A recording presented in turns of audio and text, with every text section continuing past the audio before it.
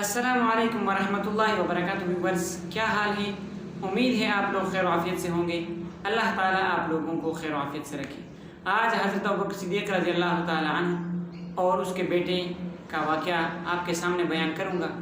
वाक़या ये है कि अब्दुर्रहमान जो हज़रत अबू बकर सिद्दीक़ रज़ी अल्लाह ताला अन्हु का बेटा था, बदर की लड़ाई में मुशरिकीन के साथ था।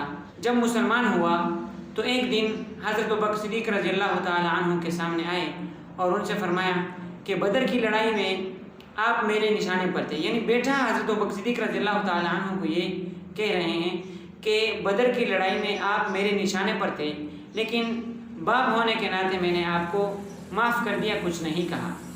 इसके जवाब में आप हज़रत अबू बकर सिद्दीक़ रज़ी अल्लाह ताला अन्हु का जवाब सुनिए, फिर वहाँ से आप अंदाज़ा लगाएं कि जो सहाबा थे वो किस तरह इस्लाम पर मर मिटने वाले थे।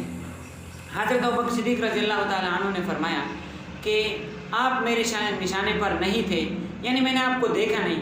अगर आपको देखता और आप मेरी निशानी पर होते तो मैं आपको ज़रूर कत्ल करता।